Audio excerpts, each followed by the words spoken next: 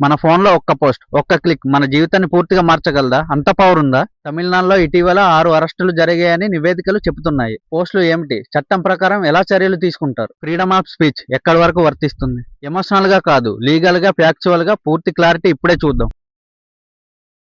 నివేదికల ప్రకారం తమిళనాడులో తిరుపూర్ ప్రాంతం నుంచి కొన్ని సోషల్ మీడియా అకౌంట్లు వివాదాస్పద కంటెంట్ పోస్ట్ చేసినట్టు పోలీసులు గుర్తించారు. ఆ పోస్టులు మరో దేశానికి మద్దతు తెలిపినట్టు ఉండటం, ప్రజాభావాలను ప్రభావితం చేసే అవకాశం ఉండడంతో సైబర్ క్రైమ్ విభాగం కేసు నమోదు చేసినట్లు చెబుతున్నారు. దర్యాప్తు అనంతరం 6 మందిని గుర్తించి కస్టడీలోకి తీసుకున్నట్లు వీడియో నివేదికలు పేర్కొంటున్నాయి.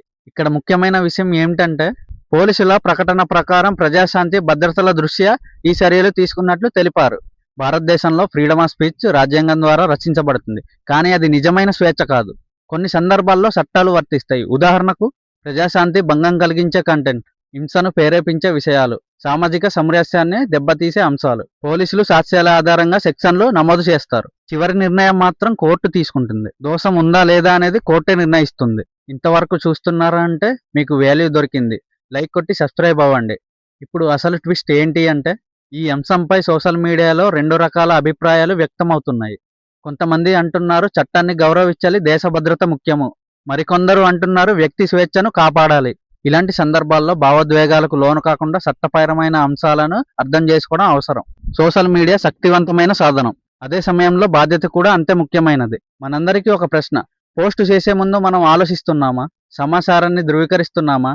భావోద్వేగంతో స్పందిస్తున్నామా? ఆన్లైన్లో పెట్టిన ప్రతి విషయం శాశ్వత డిజిటల్ రికార్డ్ అవుతుంది. అందుకే నిపుణులు చెబుతున్నారు, పోస్టు చేసే ముందు ఆలోచించండి. మీ అభిప్రాయం ఏమిటి? స్వేచ్ఛ మరియు బాధ్యతల మధ్య సమతుల్యత ఎలా ఉండాలి? చివరగా గుర్తుంచుకోవాల్సిన విషయం, దర్యాప్తు ఇంకా కొనసాగుతుంది.